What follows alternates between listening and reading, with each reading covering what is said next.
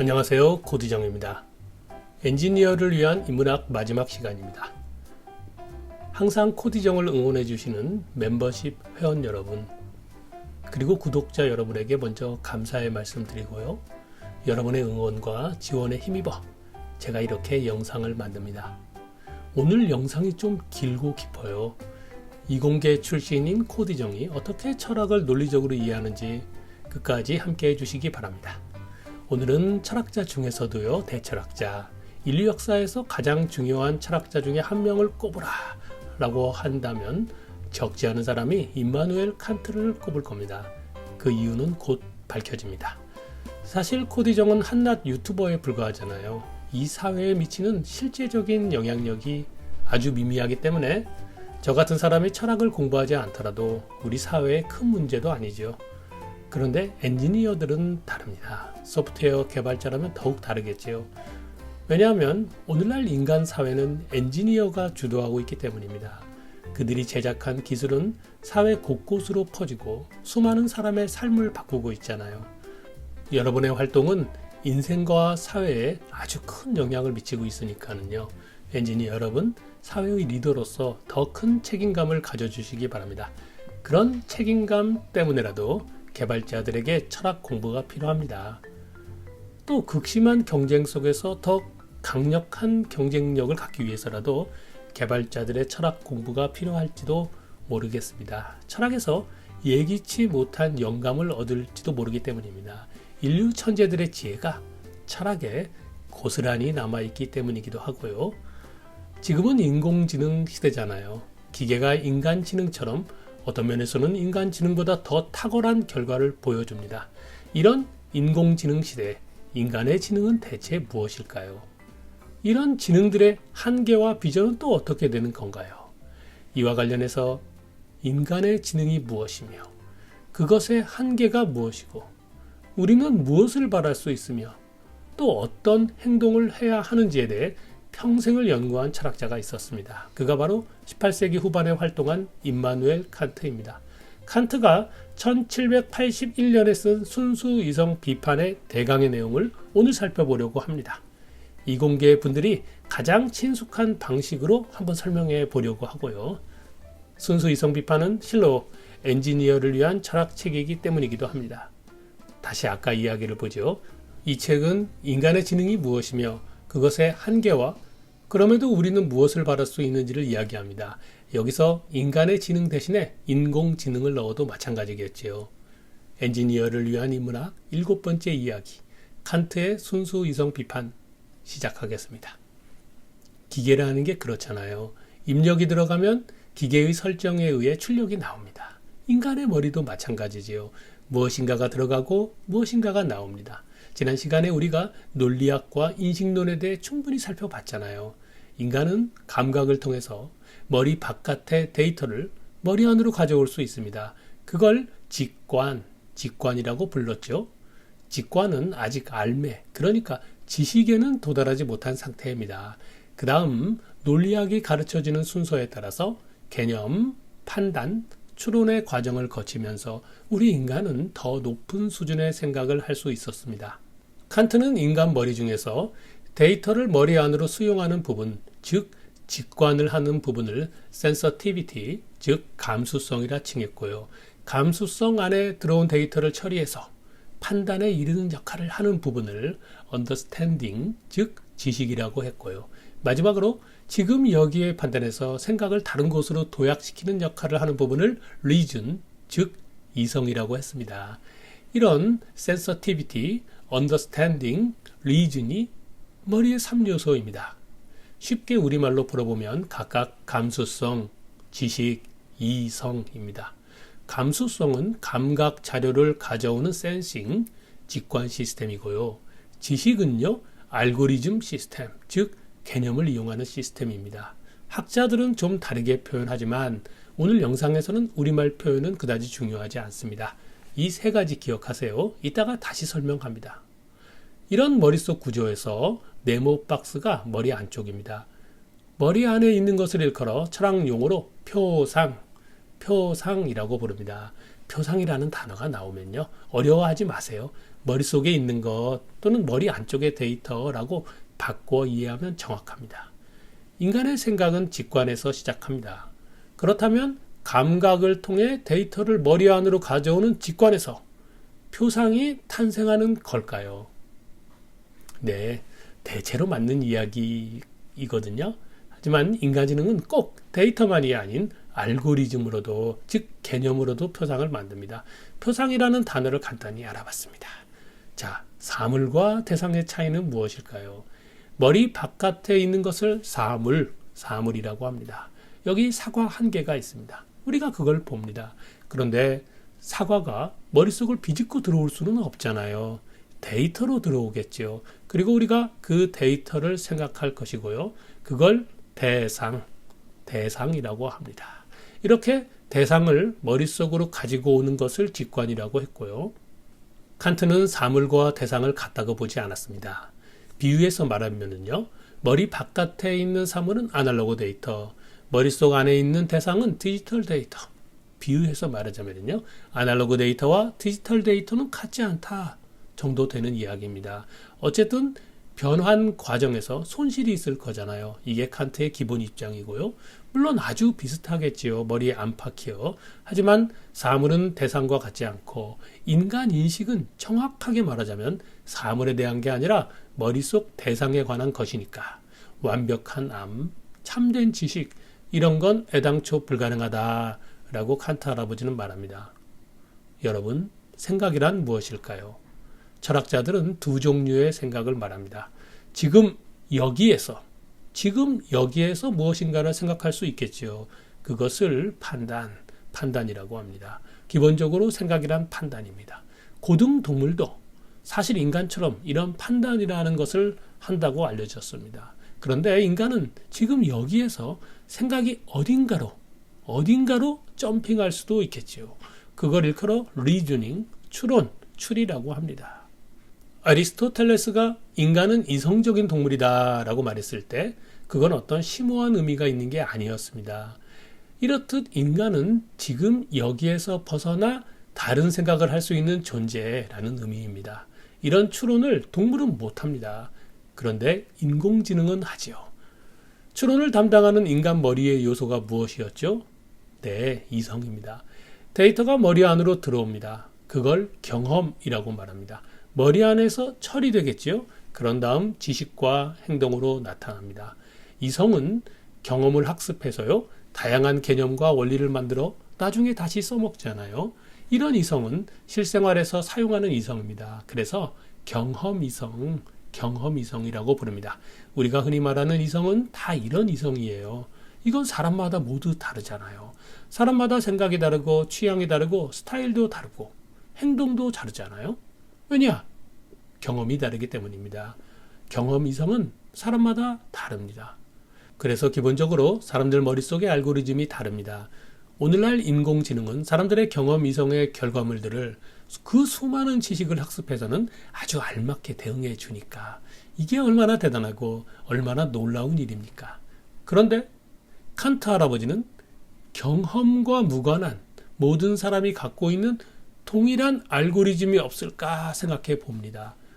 곰곰이 인간을 관찰하고 또 깊이 생각해 보니 그런 게 정말 있다고, 없을 수가 없다고 주장합니다. 그게 바로 순수 알고리즘, 즉 순수 개념입니다.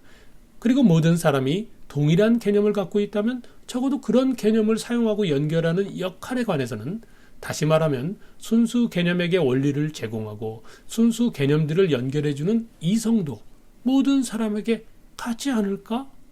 그게 바로 순수 이성이라는 겁니다. 경험적 이성에 관해서는 모든 사람이 똑같은 이성을 갖고 있지 않습니다. 경험적인 것을 두고 너와 나는 같아, 우리가 모두 같잖아 라고 말하는 건 무리지요. 그런데 순수 이성은 모든 사람이 똑같다는 겁니다. 순수 이성이 무엇이든 간에 모든 사람에게 동일하다면 그것 봐, 너와 나는 같잖아, 우리 모두 동일해 라고 말할 수 있게 되고요. 결국 이런 순수 이성적인 존재가 바로 인격과 인간 존엄성의 근거가 될 수 있다는 것입니다. 그래서 칸트 이후에 인권의 시대가 되는 건, 인간 존중의 시대가 되는 건 역사적 맥락에서든 철학의 맥락에서든 아주 자연스러운 일이었어요. 그런데 여러분, 오해하시면 안 됩니다. 칸트의 순수 이성 비판은 이런 순수 이성을 찬양하려는 게 아닙니다. 그 한계를 탐구하는 시도였어요.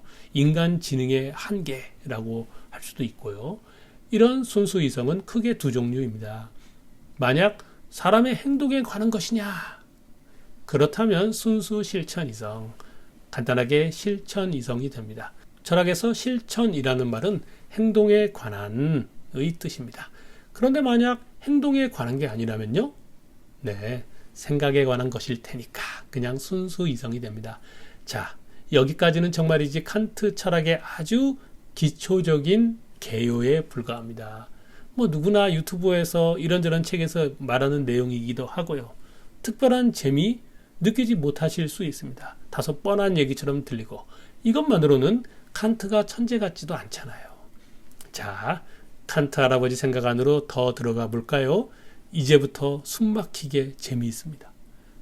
다시 기계로 돌아가 보죠. 기계는 인풋이 있고 아웃풋이 있습니다. 들어오는 게 있어야 나가는 게 있는 거죠. 이 기계를 좀 더 자세히 보면 다음 두 가지 기능으로 나눌 수 있습니다. 데이터를 받아들이는 부분과 그 데이터를 미리 설치된 알고리즘을 이용해 가지고 처리하는 부분입니다. 인공지능도 결국 이렇게 단순화할 수 있는 거거든요. 그런데 인공지능은요, 좌우간 인풋이 있어야 합니다. 인풋이 없이 알고리즘이 스스로 움직이지는 못합니다. 들어가는 게 있어야 나오는 게 있죠. 스스로 알고리즘이 작동하는 것처럼 보이는 경우가 있더라도 그거는 개발자들의 설정에 의해 그렇게 동작하는 것일 뿐이고요. 결국 그런 설정이 바로 인풋이잖아요. 그런데 인간의 지능은 어떨까요? 감각 자료, 센싱 데이터를 받아들이는 직관이라는 부분과 그 직관에 이름을 붙여 의미를 만들어내는 개념 부분, 이렇게 크게 두 개로 나눌 수 있는데요. 직관에 개념을 적용하는 것이 인간의 생각입니다. 자, 왼쪽이 인공지능입니다. 오른쪽은요, 인간지능입니다. 기본적으로 로직은 같습니다. 그런데 인간지능은 인공지능과 결정적으로 다른 게 있다는 것입니다. 개발자 여러분, 이런 결정적인 차이를 없앤 인공지능을 여러분이 개발하실 수 있다면 노벨상 받으실 것입니다. 인간의 지능은 물어보지도 않았는데 생각을 합니다. 인풋이 없어도 뭔가를 생각할 수 있는 프로세스를 갖고 있다는 것입니다. 기계의 경우에는요, 아무것도 입력하지 않았는데 어떤 출력이 생기면 고장났네 라고 말합니다. 그런데 인간의 지능은 그런 일이 일어나고 그걸 또 고장이라고 말할 수도 없고, 엄밀하게 말하면 데이터 입력 없이 생각이 발생하는 것은 일종의 일루전, 착각에 불과할 수도 있겠지만 실제로 그런 게 허다하게 존재한다라는 것입니다. 대표적으로 신의 존재나 사후세계, 영생 같은 것입니다. 종교를 갖고 있는 사람들을 일컬어 고장난 사람이라고는 말할 수 없잖아요. 고장난 사람이라고 말할 수 있다면 호모 사피엔스는 고장난 사람이라는 뜻일 거예요. 이런 일이 인간 지능 속에서 어떻게 발생하는 것인지, 어째서 인풋이 없는 아웃풋이 인류의 머릿속에서 생겨나는지, 이런 지극히 인간적인 머릿속 사건을 칸트 할아버지가 따져봅니다. 그런데 칸트는 엔지니어 스타일로 분석하는 경향을 보이거든요. 인간 머리의 3요소를 다시 도식화해서 나타내면 다음과 같습니다. 감수성 시스템이, 데이터 시스템이 직관을 만들어내고요. 그리고 지식 시스템이, 알고리즘 시스템이 개념을 활용하고요. 그 다음 이성이 원리를 제공합니다. 아까 말했던 신인이 사후세계인이라는 것은 순전히 이성의 본성 때문에 생겨납니다. 이성의 본성은요, 인간의 생각을 이곳이든 저곳이든 점핑시키기 때문입니다. 그래서 이성을 분석해야 하겠죠. 그렇잖아요? 그러나 칸트는 서두르지 않습니다. 결국 인간의 생각이란 데이터가 있어야 하고, 그러니까 그 시작점부터 분석하는 게 타당하지 않겠느냐라는 게 칸트의 태도입니다. 인간이 사과를 본 다음에 머릿속에서 저거 사과네 라고 판단하기까지 얼마나 시간이 걸릴까요? 과학자들의 연구에 따르면 좀 다르기도 하지만은 그래도 보통 느려도 0.05초 정도라는 것입니다. 아유, 뭐 순간적인 일이죠. 칸트는 저 0.05초 사이에서 일어난 순간적인 일을 탐구합니다. 그게 순수이성 비판 전반부입니다. 책 한 권 분량이에요. 어떻게 분석했을까요? 다시 인공지능을 보지요. 인공지능은 아날로그 데이터를 처리하지 못합니다. 디지털 데이터로 변환해야 하잖아요. 그러면 실제로 존재하는 사물은 바이너리 코드, 0과 1 이진수로 표시되는 거예요. 0과 1의 바이너리 코드와 시간을 얘기하는 시퀀스로 이루어지는 디지털 데이터로 변환됩니다. 이런 데이터 형식이 바로 우리가 알고 있는 컴퓨터 내부의 세계입니다. 그러면 인간의 머리는 어떨까요? 자, 여기 팔찌가 있습니다. 인간이 이것을 보고 팔찌라고 판단하겠죠. 이것을 보고 팔찌라는 판단을 하기까지 인간 머리에서 어떤 일이 일어나는 걸까요? 팔찌가 있는 그대로 머릿속으로 들어올 수는 없는 노릇이잖아요. 팔찌가 머리 안으로 들어오려면은요, 즉 직관되려면은요, 일종의 변환이 이루어져야 한다라고 칸트는 생각했습니다. 어떻게 변환되는 걸까요? 공간과 시간으로 변환된다고 칸트는 말합니다. 다시 말하면 감각 데이터는요, 모두 공간 형식과 시간 형식의 데이터로 변환된다라는 것입니다. 그걸 칸트는 직관의 형식 혹은 순수 직관이라고 표현했습니다. 인공지능의 바이너리 코드가 인간지능의 공간이 되고 인공지능의 시퀀스가 인간지능의 시간이 된다라고 편리하게 이해하셔도 괜찮을 것 같습니다. 그래서 저 유명한 스페이스 타임이 인간 머릿속에 있다는 것입니다. 순수이성 비판에서 초월적 요소론 중 초월적 감성 부분이 바로 이 스페이스 타임을 분석하는 내용입니다. 머릿속 최초의 이벤트는 데이터가 공간과 시간 형식으로 변환되는 것이지만요, 팔찌를 눈으로 본 다음 아직 0.01초도 지나지 않은 순간의 일이고, 이건 아직 처리되지 않은 데이터일 뿐입니다. 머릿속에서 어떤 처리를 해야만 머릿속에서도 머리 바깥의 팔찌와 같은 결과가 나올 텐데요. 어떻게 되는 걸까요? 여기서 칸트는 큰 벽에 부딪힙니다. 칸트는 인간 머리를 머신, 기계처럼 이해하거든요. 인간의 감수성은 그저 데이터를 받기만 한단 말이죠. 데이터를 수용하는 기능 외에는 없습니다. 개념을 적용하고 싶어도 인간의 센서는 데이터를 지식 시스템으로 전송하는 기능이 없다고 칸트는 생각했습니다.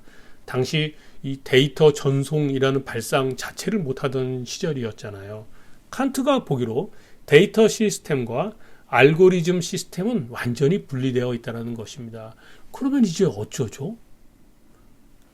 지식 시스템이 데이터 시스템 안에 있는 데이터에 접근해서 직접 가져와야 한다라고 칸트는 생각했습니다.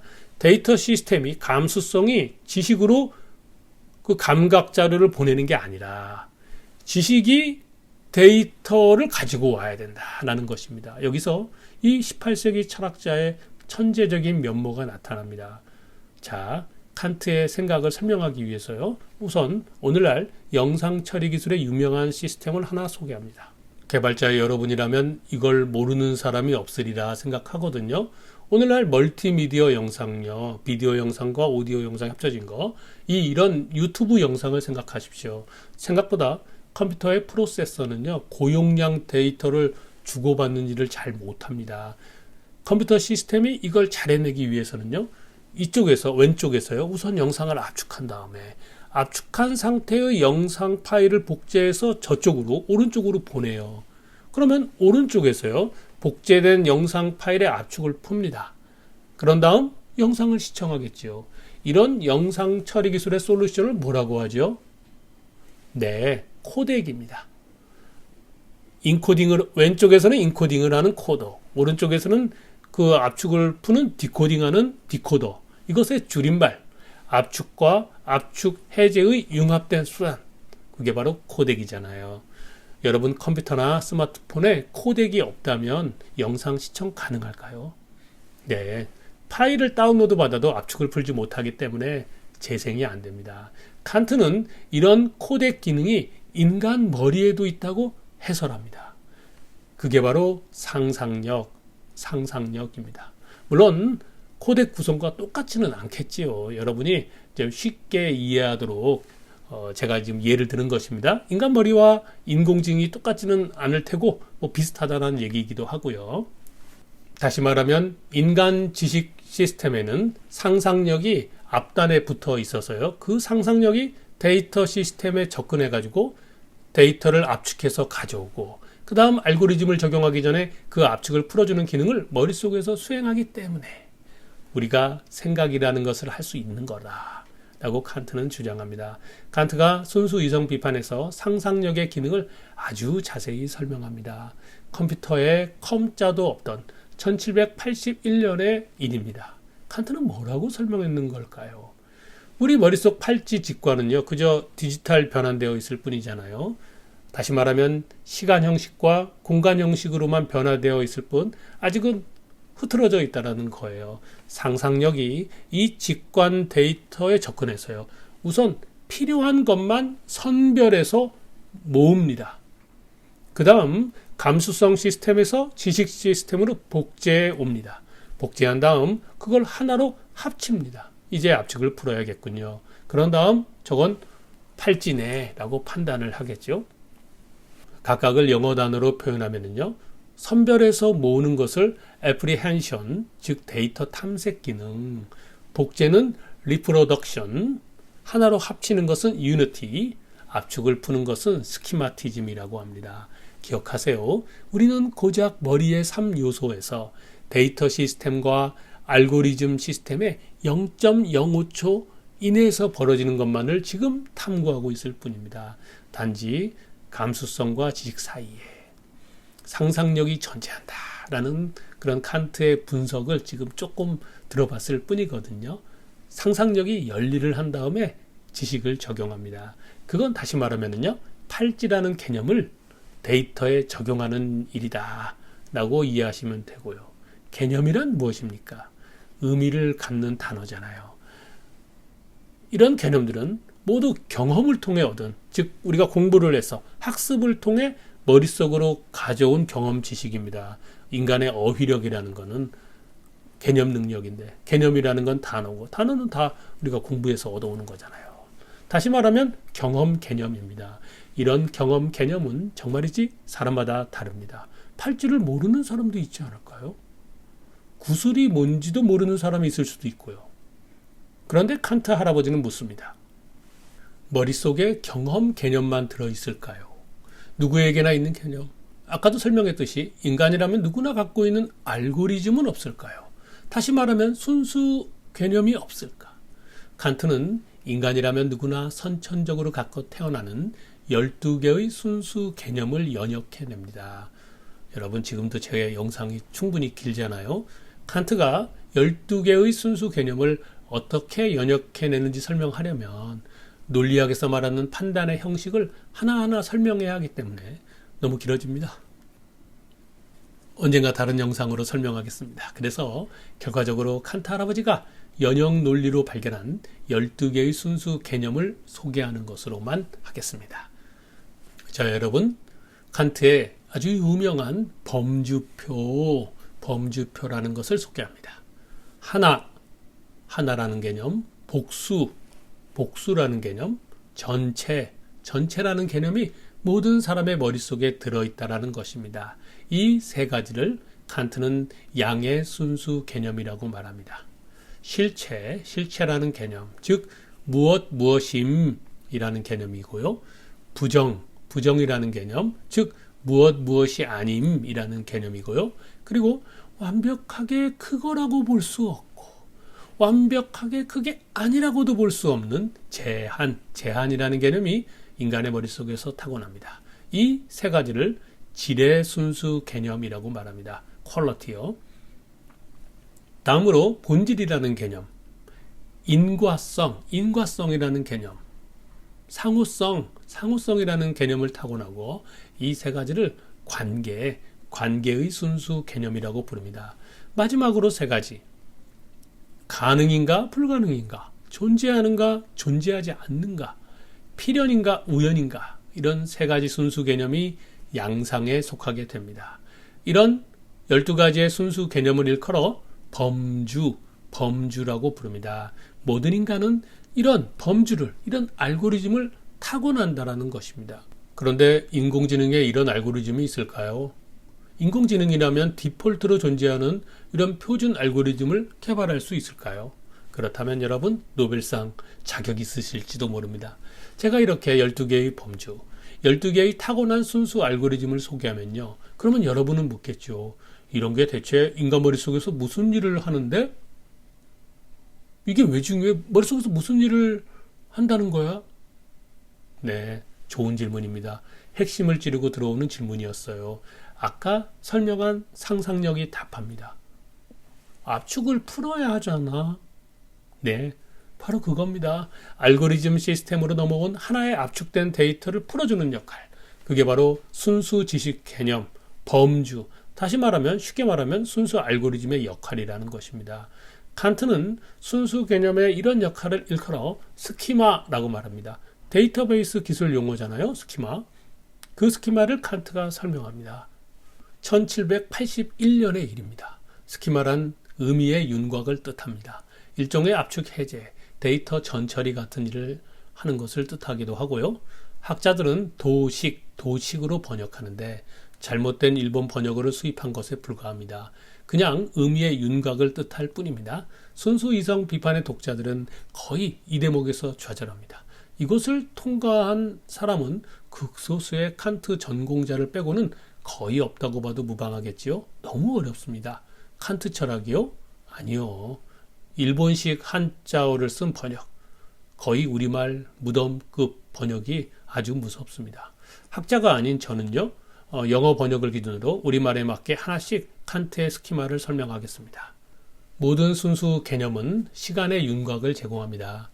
시간이 머릿속에 없다면 스키마는 존재할 수 없습니다. 단 양의 순수 개념은 공간이 필요합니다. 하나, 복수, 전체라는 세 가지 양의 순수 개념은 크기를 갖는 것이고 크기는 공간이 필요하잖아요. 그래서 공간을 채워가면서 시간을 진행시키는 윤곽을 제공합니다. 칸트는 시간을 머릿속 데이터 형식으로 이해합니다. 공간을 차지하는 양이 아예 없다면 그냥 아무것도 없는 거니까 시간은 진행하지 않는다. 시간은 밖에서 흐르는 걸 수도 있겠지만 시간은 지금 머릿속에 있는 거고 머릿속에 있는 시간은 흐르는 게 아니다. 데이터 형식일 뿐이다 라는 건데요. 자, 하나씩 살펴보겠습니다. t는 t1이라는 시간의 공간에 무엇인가 하나가 나타납니다. 우리 인간은 누가 가르쳐주지 않아도 이렇게 공간 속에서 무엇인가 하나 나타나는 것을 바로 알아챕니다. 다음으로 시공간에서 무엇인가 복수계로 나타날 수도 있겠죠. 하나와 복수를 가르쳐주지 않아도 우리는 그걸 구별할 줄 압니다. 그 차이를 우리가 아는 것은 하나와 복수라는 순수 개념이 제공하는 윤곽, 그것이 모든 인간에게 잘 작동하기 때문입니다. 그 다음 모든 공간을 다 채우는 전체라는 개념도 있지요. 즉 인간은 어떤 대상을 정확히 판단하기 전에도 우리는 직관만으로도 하나냐, 복수냐, 전체냐, 공간을 차지하는 게 얼마나 많냐, 즉 크기의 양을 구별할 수 있다는 것입니다. 자, 다음은 질의 순수 개념 세 가지 스키마를 알아봅니다. 질의 범주는 시간의 채움이라는 윤곽을 제공합니다. 자, 실체라는 개념은요, 시간을 가득 채운 세기의 윤곽을 줍니다. 이게 리얼리티예요. 부정은요, 그 세기가 0, 즉 없다라는 거, 그게 아니다, 무가 됩니다. 제한은요, 보시다시피 세기의 양이 100도 아니고 0도 아닌 등급을 나타냅니다. 이해되시나요? 예를 들어서 우리가 색깔을 구별할 수가 있잖아요. 검정색을 실체라고 하자면은요, 검정색이 아닌 흰색, 그거는 부정이 되는 겁니다. 그게 검정색이 빵이니까는요. 그런데 회색이나 다른 색은 이게 0도 아니고 100도 아니고 그런 등급을 갖는다. 그게 제한 개념이고요. 자, 관계의 윤곽에서 무엇인가가 시간에 따라 변할 때 본질과 비본질을 구별하는 윤곽을 우리가 갖고 있습니다. 이 그림 예시에서 시간이 흐르더라도 원형은 변하지 않잖아요. 그런데 색깔은 변하고 있고요. 그렇다면 원형은 본질이고 색깔은 비본질에 해당합니다. 이런 구별을 누가 가르쳐주지 않아도 우리는 알아챌 수 있습니다. 왜냐하면 인간 머릿속에 불변의 변하지 않은 본질이라는 순수 개념이 머릿속에 타고나 있기 때문입니다. 다음으로 관계의 윤곽 중에서 인과성, 원인과 결과, 원인과 결과의 예시를 보여주면 다음과 같습니다. 시간 속에서요, 반복적으로 패턴화되는 원인과 결과의 관계를 인간이라면 누구나 알 수 있다는 것입니다. 왜냐하면 이런 인과성이라는 순수 알고리즘이 머릿속에 새겨져 있기 때문이고요. 지금 초록, 보라, 분홍의 순서잖아요. 원인과 결과 관계라면 어떤 시간대에서든 이 순서대로 반복된다는 것입니다. 물론 예를 든 것에 불과합니다만 만약 누군가가 그 순서를 초록, 보라, 분홍이 아니라 보라, 초록, 분홍으로 바꾼다면 인간은 이게 잘못되었다는 사실을 즉시 알아챌 수 있습니다. 설명하지 않아도 안다는 거예요. 왜냐하면 그런 인과성의 알고리즘이 머릿속에 선천적으로 새겨져 있기 때문에 우리는 원인과 결과가 이상하면 바로 알아챕니다. 관계의 순수 개념으로 세 번째는 상호성의 윤곽입니다. 이것도 제가 예시로 그림을 그려준 것을 보시면 이해가 되시죠? 어려움은 없습니다. 지금까지 우리는 양의 개념, 질의 개념, 관계의 순수 개념, 9가지의 순수 알고리즘의 스키마를 살펴봤습니다. 남아있는 3가지는 양상의 개념에 속하는 것입니다. 시간 속에서 존재하느냐, 존재하지 않느냐. 어렵지 않죠? 우연이라는 개념은 어떤 시간 속에서 우연히 나타나는 것을 뜻합니다. 우연이기 때문에 모든 시간을 가득 채울 수는 없습니다. 그런데 모든 시간 속에서 나타나는 게 있지요. 바로 필연이라는 개념입니다. 이런 12가지의 순수 개념, 범주, 순수 알고리즘이 있기 때문에 우리는 감각 데이터의 압축을 풀 수 있다는 거죠. 다시 말하면 이런 겁니다. 모든 인간의 머릿속에서 12개의 범주가 먼저 작동한 다음에 머릿속에 보관되어 있는 개념을 비로소 이용해서 감각 자료에 적용합니다. 축하합니다. 드디어 직관과 개념이 만난 것입니다. 이게 지금 0.05초 사이에서 벌어지는 일이에요. 그런 다음 저것은 팔찌네 라고 판단하겠죠. 이제 머리 바깥의 팔찌와 머리 안쪽에서 데이터 처리를 한, 즉 개념을 적용한 팔찌가 동일해졌습니다. 이것은 머릿속에서 상상력이 아주 열일을 한 결과이죠. 게다가 나는 생각한다. 나는 내 머릿속의 의식이 열심히 일한 결과이기도 하고요. 그렇기 때문에 머릿속의 인식과 바깥 대상이 결과적으로 동일해진 것이고 결국 개념을 적용함으로써 판단에 이르게 된 것입니다. 다시 말하면 머릿속에 보관된 단어로 그걸 사용하기 전에 먼저 범주가 작용하고 그 다음 데이터에 이름을 붙여준 결과, 이것이 철학자들이 말하는 생각의 본질이었습니다. 생각이란 판단입니다. 생각이란 데이터에 단어를 사용해서 이름을 붙여주는 것입니다. 여기까지가 인간 지능이 지식을 만드는 프로세스입니다. 여러분 여기서 멈추시면 안 됩니다. 그런데 여러분, 아까 우리는 인간지능은 인공지능과 달리 데이터가 들어오지 않았는데, 즉 인풋이 없음에도 뭔가 아웃풋을 낸다고, 이런 일이 실제로 존재한다고 설명했잖아요. 이걸 해명 아직 안 했습니다. 이걸 해명하려고 칸트가 순수 이성 비판을 쓴 거거든요. 지금까지는 그저 그 해명 전에 0.05초 사이에서 벌어지는 순간적인 데이터 처리를 설명했을 뿐이었습니다. 자, 순수 이성이 어떤 일을 하는지 살펴볼까요? 얼마 시간 걸리지 않습니다. 아주 재미있고 기묘한 일이 나타납니다. 자, 여기 12개의 순수 개념이 들어있는 범주표를 다시 살펴보겠습니다. 이런 범주들의 기능은 앞에서 자세히 설명해 드린 것처럼요, 인간의 머릿속에서 선천적으로 들어있는 순수 개념들이 직관 데이터의 압축을 풀어주고 데이터 전처리를 해주는 것입니다. 이들 순수 개념은 본래의 할 일은 반드시 인풋이 있어야 합니다. 다시 말하면 직관이 있어야만 그 다음에 순수 개념이 자기 일을 하는 거예요. 이걸 칸트가 강조합니다.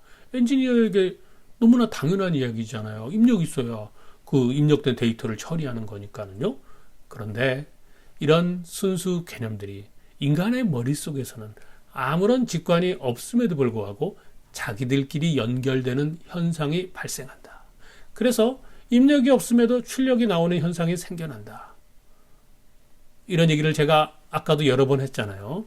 그걸 이제 칸트가 해명하는 것입니다. 칸트가 순수 이성 비판을 쓴 까닭 우리 이제 제대로 이해하실 수 있을 거예요. 자, 살펴볼까요? 자, 본질이라는 순수 개념은 불변성, 변하지 않는 이런 스키마를, 그런 윤곽을 제공합니다. 이것이 실체 개념과 연결됩니다. 그러면 불변의 본질이 실제로 있다 라는 판단이 나타나는 거예요. 다시 필연 개념과 연결됩니다. 그러면 필연적으로 존재하는 불변의 본질이다 라는 판단이 생겨나고요. 그런 다음에 하나라는 개념과 연결되면은요, 필연적으로 존재하는 유일한 것이 불변의 본질이다 라는 판단이 순수 개념들을 조합해서 알고리즘 조합에 의해서 저절로 나타날 수 있습니다. 이게 도대체 무슨 존재지요? 필연적으로 존재하는 유일한 것이 불변의 본질이다. 네, 신입니다. 머릿속에 아무런 직관도 경험도 없었음에도 불구하고 순수 개념들이 연결되는 것만으로도 신이라는 경험 무관한 판단이 생겨난다라는 것입니다. 이해되시나요? 다른 연결 또 한번 살펴볼까요? 모든 것에는 최초의 원인이 있을 것이고 그 최초의 원인, 필연적으로 존재하는 하나가 틀림없이 있다라고 연결됩니다. 그러면 모든 것의 최초의 원인, 이게 뭐죠? 네, 신입니다. 여기에 실체의 개념이 더 연결되면요, 조물주로서 신이 이 세계를 창조한다 라는 경험 무관한 판단이 자연스럽게 생겨납니다. 순수 개념 중에서 하나가 아닌 복수가 선택되면 신이 아닌 신들이 되겠죠. 이렇게 막 이런 순수 개념들이 연결되면 곳곳에서 신이 생겨납니다. 신이라는 존재가 머릿속에서 생겨난다는 거예요. 누가 이렇게 순수 개념들을 인풋도 없이 머릿속에 연결시키는 걸까요? 네, 그게 바로 순수 이성이라는 것입니다. 이렇게 순수 이성이 순수 개념들을 연결시켜서 만들어낸 존재가 바로 형이상학적 존재라는 것입니다. 여러분들도 심심하면 이 12개의 순수 알고리즘들을 이 범주표에서요, 화면을 정지시켜 놓고 연결해 보십시오. 아주 재미있는 존재들이 나타나고 맙니다. 그런데 이런 형이상학적 존재는요, 입력이 없이 머릿속에서 발생한 사유물입니다. 경험도 없고 직관도 없다는 것이고요. 그런데 인간의 지식이란 우리는 이렇게 정의합니다. 인공지능처럼요. 경험 데이터에 개념, 즉 알고리즘을 결합함으로써 생겨나는 것이 지식이다라고요. 경험 데이터 없이 탄생한 존재는 그렇다면 지식이라고 부를 수는 없겠지요. 그러므로 경험할 수도, 경험이라는 시금석으로 검증할 수도 없게 됩니다. 지식 관점으로 보면 인류가 모두 착각에 빠진 상황이 되는 건데요. 이 말을 오해하시면 안 됩니다. 이런 논리로 칸트가 신을 포함한 형이상학적인 존재를 부정하는 게 아닙니다. 신은 존재하지 않는다고 결론을 내리는 것도 아니고요. 신이 존재하는지도 증명할 수 없고 신이 존재하지 않는지도 증명할 수 없다는 논리입니다. 실제로 칸트는 신의 존재를 부정하지도 않아요. 신이 존재한다고 단언할 수는 없어도 신을 요청합니다. 이것이 논리학적으로 칸트가 할 수 있는 신에 대한 유일한 접근 방법이었고요. 논리적으로 볼 때 신이라는 생각을 하게 되는 인간의 종적인 특성은 이제 해명되었습니다. 그러나 증명은 불가능합니다. 왜냐하면 경험으로 볼 수 없고 경험으로 검증할 수 없기 때문입니다. 인간이 할 수 있는 것은 세상의 이치와 인간 사회의 도덕적 균형을 위해서라도 신의 존재가 요청된다 라고만 말할 수 있을 뿐이라는 거예요. 예를 들어서 이런 것입니다. 정말이지 세상에 뭐 없을 짓을 엄청 해가지고 누군가를 불행하게 만드는 사람이 있을 수 있잖아요. 사람들을 죽이거나. 그런 사람들이 부유하게 잘 살았어요. 그리고 죽었네, 평화롭게. 그럼 화가 나잖아요. 그런 사람들은 그냥 벌을 받아가지고 지옥으로 떨어지면 좋잖아요. 그러면 나쁘게 살면 안 돼 라고 또 교훈도 되고요. 거꾸로 비참함과 불행을 겪었더라도 세상 참 선량하게 살다 간 사람이 그 복으로 천국에 가면 좋잖아요. 그런 관점으로 저는 이런 요청의 논리를 이해합니다. 이렇게 간단하게나마, 물론 시청자님에 따라서는 간단하지 않았겠습니다만은 순수 이성 비판이 다루고 있는 머리의 3요소를 엔지니어들이 이해하기 쉽게 살펴보았습니다. 인공지능 기술과 칸트가 말하는 인간의 지능은 매우 비슷했습니다. 인간의 지식이 경험 데이터에서 출발한다면, 그리고 인간의 이성이 경험적인 학습에서 원리를 제공한다면 인공지능과 인간 지성은 진짜 비슷한 메커니즘으로 동작합니다. 그런데 인간의 이성은 경험과 무관한 선천적인 개념들과 그런 선천적이고 순수한 개념들의 연결, 다시 표현하면 순수 알고리즘의 존재와 순수 알고리즘들의 어떤 연결 로직을 갖고 있는데, 이런 인간 특유의 메커니즘 때문에 인공지능과 완전히 다르다라고 하겠습니다. 그러므로 이런 메커니즘이 없는 인공지능은 스스로 형이상학적인 존재를 생각해내지는 못합니다. 언젠가 나중에 더 자세히 설명할 기회가 있을 거예요. 구독, 좋아요, 그리고 알람을 통해 코디정의 소식을 들어보시기 바랍니다. 저는 오늘 가급적 여러분이 알아들을 수 있는 용어를 쓰려고 애썼습니다. 철학이 어려운 까닭은 철학 자체가 어렵다기보다는요, 우리말 번역어가 괜히 어렵게 혹은 엉망이기 때문입니다. 이에 대해서는 코디정의 저자 괘씸한 철학 번역에 상세히 소개되어 있으니까요, 칸트 철학에 관심이 있다면 추천드립니다. 감사합니다.